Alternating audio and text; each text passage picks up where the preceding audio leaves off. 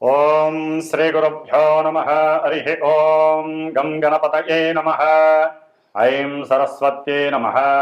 ఓం శ్రీ గురుభ్యో నమః. హరి ఓం. ఓం వాగర్ధావివ సంపృక్తో వాగర్ధ ప్రతిపత్తయే జగతః పితరో వందే పార్వతీ పరమేశ్వరో. ఓం గురవే సర్వలోకానాం భిషజే భవరోగిణాం నిధయే సర్వవిద్యానాం శ్రీ దక్షిణామూర్తయే నమో నమః. శ్రీ మేధా దక్షిణామూర్తయే నమో నమః.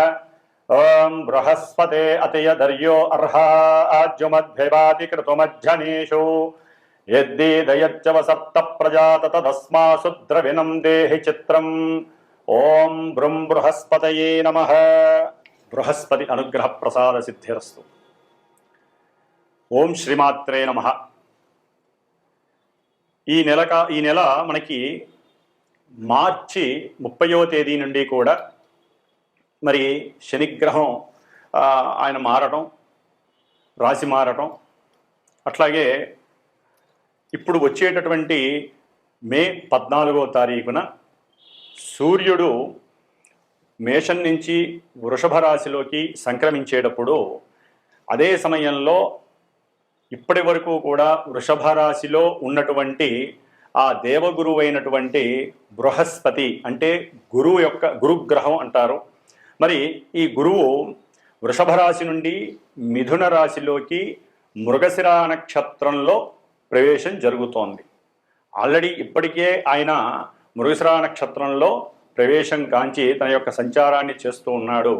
మరి ఈ యొక్క గురువు మే 14వ తేదీన మిథున రాశిలోకి ప్రవేశించగానే మనకి ఈ యొక్క గురువు వెరీ లాంగెస్ట్ డిస్టెన్స్తో, అంటే ఒక రాశి నుంచి ఇంకొక రాశికి దాదాపుగా 1 సంవత్సర కాలం తన యొక్క ప్రయాణాన్ని 3 నక్షత్రాలలో పరిభ్రమిస్తూ ఉంటాడు.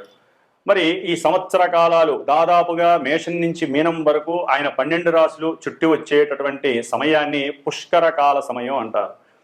అంటే ఒక రాశిలోంచి ఈయన ఇంకో రాశిలోకి ప్రవేశించినప్పుడు మరి దేవాది దేవుడు దేవతలందరికీ గురువు అయినటువంటి ఆ సద్గురువు ఆ యొక్క బృహస్పతి మిథున రాశిలోకి ప్రవేశించగానే మే 13వ తారీఖు అర్ధరాత్రిన మనకి సరస్వతీ నదీ పుష్కరాలు ప్రారంభం అవుతున్నాయి. అంటే 14వ తారీఖు నైటు, అంటే మనకి మే 14వ తారీఖు నుండి దాదాపుగా 12 రోజులు ఈ యొక్క గురువు మనకి మే 26వ తేదీ వరకు పుష్కర సమయంగా భావిస్తారు. మరి ఈ పుష్కరాల్లో మనకి దగ్గరలో ఉత్తరప్రదేశ్లో ఉన్నటువంటి ప్రయాగ అంటే త్రివేణి పుష్కరం అంటారు, త్రివేణి సంగమం అని అంటారు. గంగా యమున సరస్వతి అంతర్వాహినిగా సరస్వతీదేవి మరి ఆవిడ పుట్టినటువంటి బద్రీనాథ్ నుంచి వచ్చి ఇక్కడ కలుస్తుంది. అట్లాగే బద్రీనాథ్ దగ్గర మానా అనేటటువంటి గ్రామంలో ఈ సరస్వతీదేవి ప్రవాహం చేస్తూ అంతర్వాహినిగా చక్కగా త్రివేణి సంగమంలో కలుస్తుంది.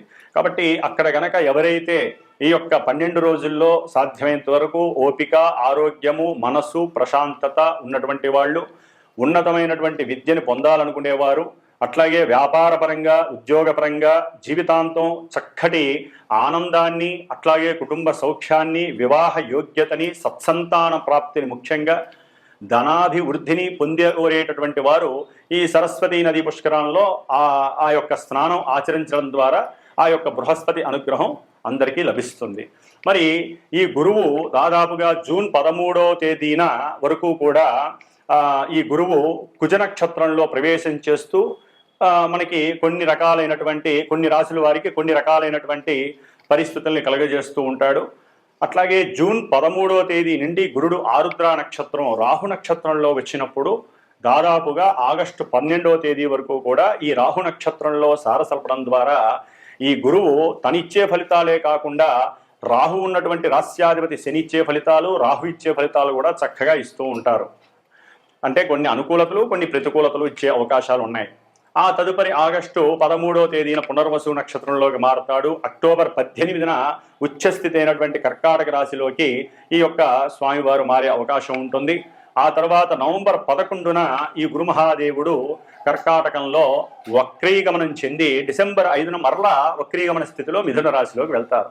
ఈ విధంగా వీరు ఈ గురువు దాదాపుగా మే 14 నుండి కూడా 2 రాశుల్లో తన యొక్క సంచారాన్ని సలుపుతూ వివిధ రాశుల వారికి అంటే మేషాది మీనరాశి పర్యంతం రకరకాలైనటువంటి ఆయన ఉన్నటువంటి నక్షత్రాల పరంగా కూడా రకరకాలైనటువంటి విశేషమైనటువంటి అనుభవాలు మనకి అనుభవంలోకి తెచ్చేటటువంటి పరిస్థితి గురుమహాదేవుడిస్తాడు. మరి ఈ బృహస్పతి అంటే ఈ గురువు విశేషమైనటువంటి జ్ఞానాన్ని కలుగజేసేటటువంటి దైవగ్రహం. అంటే సాక్షాత్తు దేవతలందరికీ కూడా ఈయన మంత్రి. ఈయన యొక్క సలహా లేకుండా అక్కడ దేవలోకాలలో ఎటువంటి కార్యక్రమము జరగదు.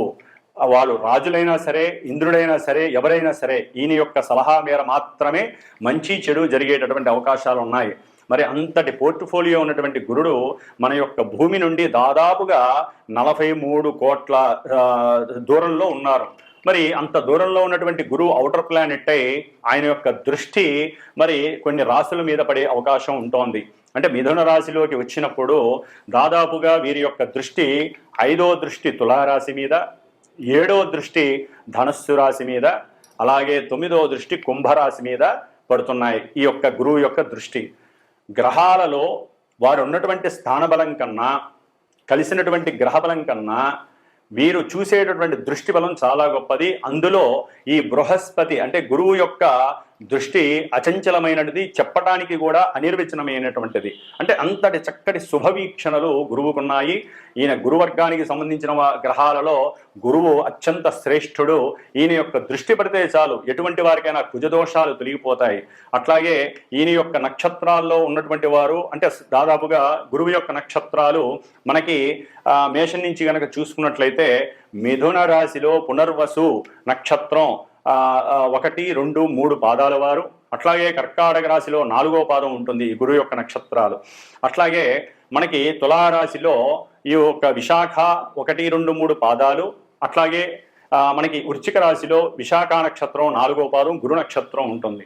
అట్లాగే కుంభరాశిలో పూర్వభద్ర 1, 2, 3 పాదాల వారు, అట్లాగే మనకి మీనరాశిలో పూర్వభద్ర నక్షత్రం 4వ పాదం. ఈ యొక్క 3 నక్షత్రాలు కూడా మనకి ఈ యొక్క రాశుల్లో సంచారం చేస్తూ ఉంటాయి కాబట్టి, అట్లాగే గురువు యొక్క రాశులు 12 రాశుల్లో ధనుస్సు రాశి మీనరాశికి ఆధిపత్యం వహించినటువంటి గురుడు మరి ఉన్నతమైనటువంటి దివ్య జ్ఞానాన్ని దేవతల యందు, అట్లాగే దైవం యందు, సదాచారాలు సాంప్రదాయాల యందు చాలా ప్రతిష్ఠిని కీర్తి ప్రతిష్టలు ఇచ్చేటటువంటి వాడు. అట్లాగే ఉన్నతమైనటువంటి మోక్ష మార్గానికి ఈ గురువు యొక్క ప్రాధాన్యత చాలా ఉంటుంది. కాబట్టి మన యొక్క ప్రపంచంలో దేశంలో ఉన్నటువంటి ఎన్నో మఠాలు, ఆశ్రమాలు, దేవాలయాలు, మత సంస్థలు, అట్లాగే న్యాయస్థానాలు, ఉన్నతమైనటువంటి సముద్రాలు, అట్లాగే ఎన్నో కేంద్రీయ విశ్వవిద్యాలయాలు, ఉన్నతమైనటువంటి ప్రొఫెసర్లు, న్యాయస్థానాలు, జడ్జీలు, మరి న్యాయవాదులు అంటే న్యాయానికి సంబంధించి, అట్లాగే పెద్ద పెద్ద పోర్ట్ఫోలియోస్లో ఉన్నటువంటి ఆర్థిక శాఖ మంత్రులు కావచ్చు, ఫైనాన్స్కి సంబంధించిన మేనేజింగ్ డైరెక్టర్స్ కావచ్చు, విదేశాలతో లావాదేవీలు జరిపేటటువంటి ఉన్నతమైనటువంటి వ్యాపార సంస్థలు కావచ్చు, లాజిస్టిక్స్ కావచ్చు, నీటికి సంబంధించినటువంటి వ్యవహారాలు కావచ్చు.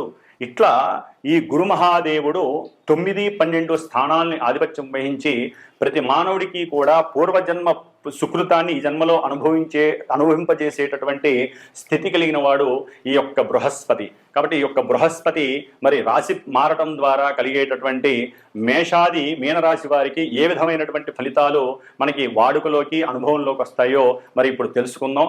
ఓం బృం బృహస్పతయే నమః. ఈ బృహస్పతి మారడం ద్వారా ప్రతి రాశి వారికి శుభప్రదమైనటువంటి పరిస్థితులు కలుగుతూనే ఉంటాయి. కాకపోతే వారి యొక్క జన్మజాతకాలలో ఉన్నటువంటి లగ్నాలను బట్టి, నడిచేటటువంటి దశాంతరదశలను బట్టి, ఈ యొక్క గురువు సరైనటువంటి కేంద్ర కోణాధిపత్యం పట్టిన, అట్లాగే ఉచ్చ స్థితుల్లో ఉన్న చాలా వరకు శుభాన్ని ఇస్తాడు. అదే కనుక వారి యొక్క లగ్నాలను బట్టి ఈ యొక్క బృహస్పతి వివిధ రకాలుగా కొంత పాపాధిపత్యం పట్టినటువంటి రాశులు, పాపస్థానాలు, నీచ స్థానాల్లో ఉండి శత్రుక్షేత్రాల్లో ఉన్నట్లయితే కనుక ఈ బృహస్పతి మరి ఇచ్చేటటువంటి ఫలితాలు, పరిణామాలు చాలా ఘోరంగా కూడా ఉంటాయి. అటువంటి వాళ్ళు గురువుకు సంబంధించినటువంటి జపాలు, స్తోత్రాలు, దానాదులు, ప్రదక్షిణాలు, ముఖ్యంగా గురువు అశ్వత్థ వృక్షము అంటే రావి చెట్టుకి ప్రతీక కాబట్టి మరి రావి సముద్రలతో ఈ గురువుకి గురు పాశుపత హోమమని, విద్యార్థులైతే మేధా దక్షిణామూర్తి పాశుపత హోమమని, వ్యాపారస్తులైతే కనుక ధన పాశుపత హోమమని, ఇలాంటివన్నీ కూడా మరి ఎంతోమంది చేయించుకునేటటువంటి అవకాశాలు తీసుకునే ఆ సందర్భం ఇప్పుడు రాబోతోన్నది. ఇదంతా కూడా పూర్వజన్మ పుణ్య సుకృతంగా భావించాలి. ఎందుకంటే సదాచారాలు ఆచారాలతో పాటుగా ఈ గురువు ద్వారా మనకి యజ్ఞాదులు, హోమాదులు, ఇలాంటి శుభకార్యాలు చేసేటటువంటి మహద్భాగ్యం కలుగుతోంది. సరే, కొన్ని రాసుల వారికి గురువు బాలేనటువంటి వాళ్ళు ఈశ్వరారాధన చెయ్యండి, కృష్ణ పరమాత్ముని ఆరాధించండి, భగవద్గీతని ఆచరించండి, చదవండి, 10 మందికి హితబోధ చెయ్యండి. గురువు యొక్క అనుగ్రహం ప్రతి రాశికి విశేషంగా కలుగుతుంది.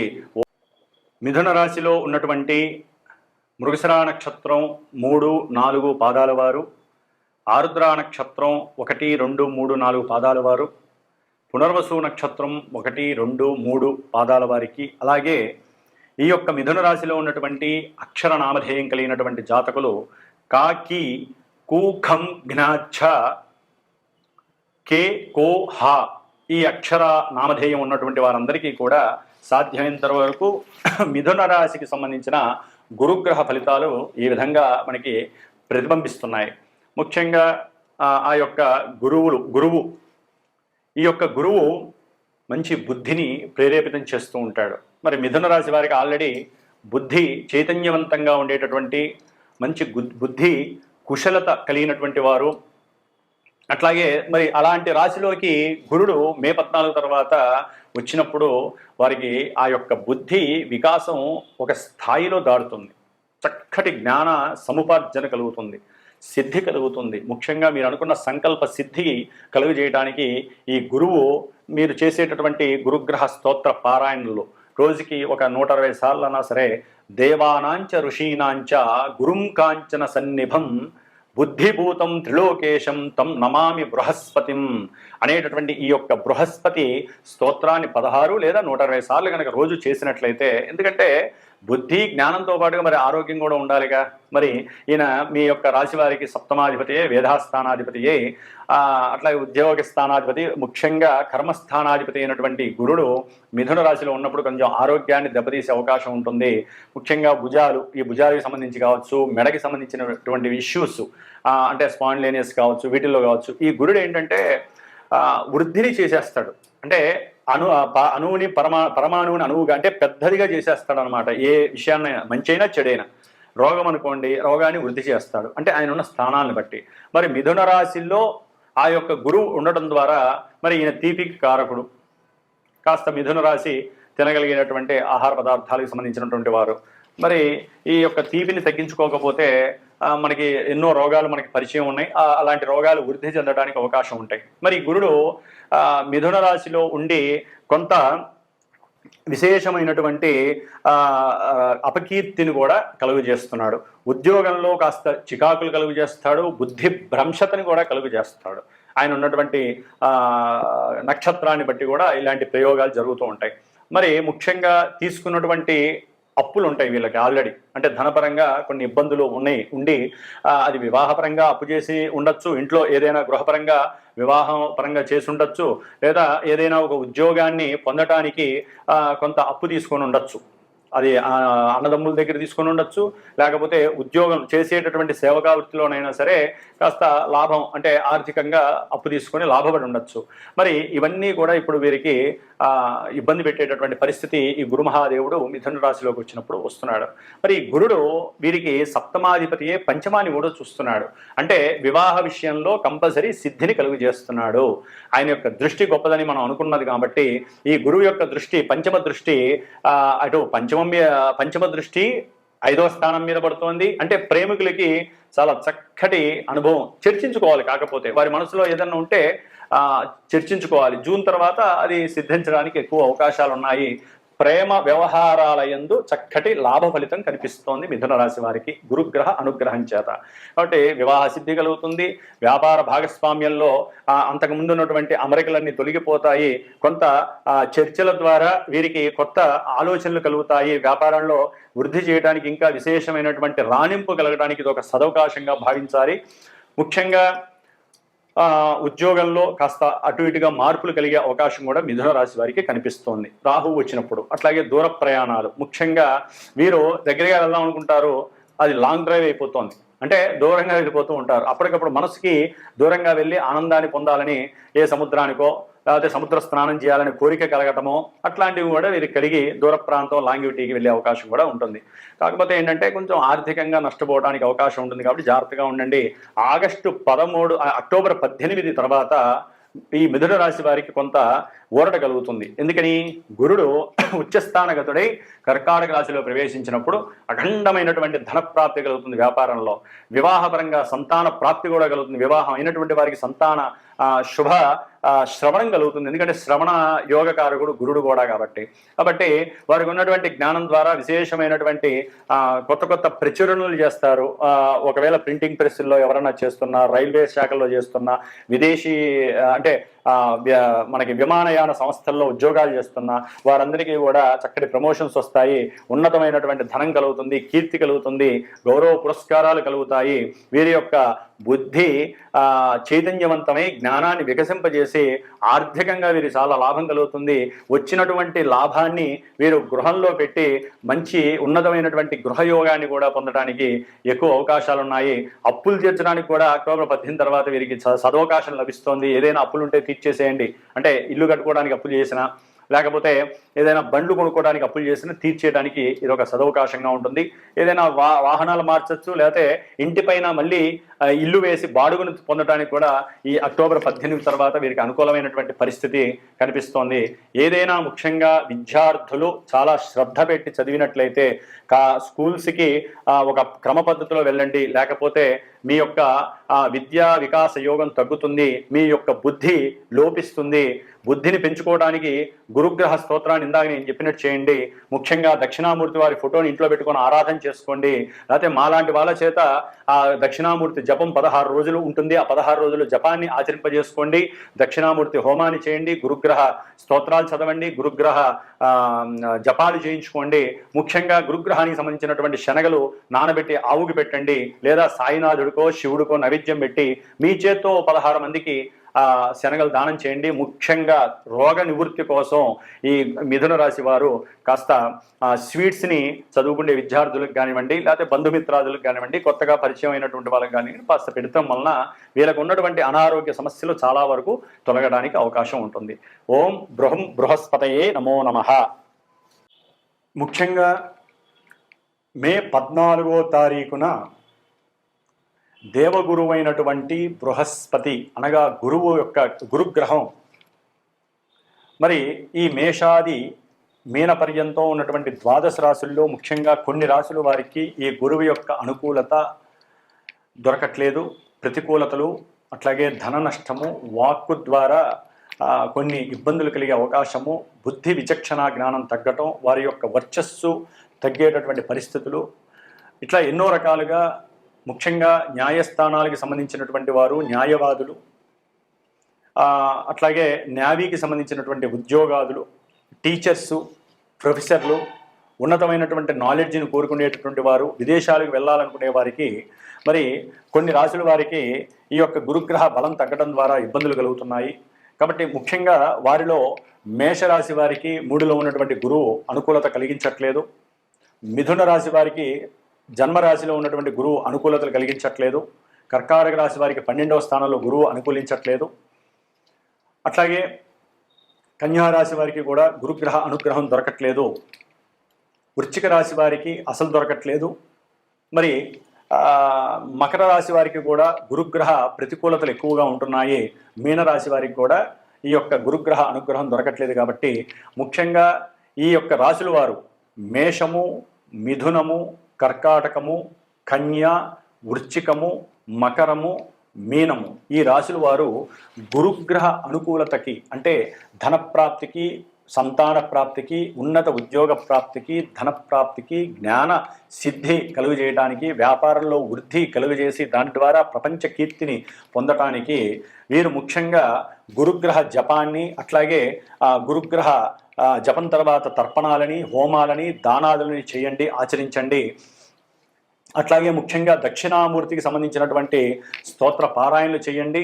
దక్షిణామూర్తి జపము మరి మా యొక్క శ్రీమాత జ్యోతిషాలయ పీఠమునందు దాదాపుగా 16 రోజులు జరుగుతూ ఉంటుంది. గురుగ్రహ జపము అట్లాగే దాంతో పాటుగా మేధా దక్షిణామూర్తి జపము జరుగుతూ ఉంటుంది.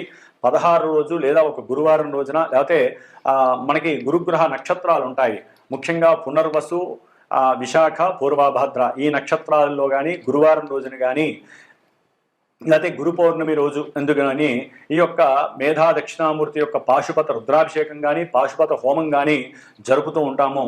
కాబట్టి ఎవరైనా సరే ఈ రాశులకు సంబంధించి విద్యార్థులు కానీ, వ్యాపారస్తులు కానీ, ఉద్యోగాదుల్లో కానీ కాస్త డౌన్ఫాల్ ఉన్నటువంటి వారు ఎవరైనా ఉంటే తప్పకుండా సంప్రదించండి. మా యొక్క పూర్తి మంత్ర సహకారము, ఆశీర్వదము మీ అందరికీ కూడా కలుగుతుంది. కాబట్టి శ్రీమాత జ్యోతిషాలయ పీఠము మధురానగర్లో ఉంటుంది మాది. కాబట్టి ఎవరైనా సరే సంప్రదించాలనుకుంటే ఈ యొక్క నెంబర్ నందు సంప్రదించి గురుగ్రహ అనుగ్రహ ప్రాప్తిని చక్కగా పొందవలసిందిగా కోరుకుంటున్నాను. ఓం శ్రీరస్తు, శుభమస్తు, సకల కార్య విజయోస్తు.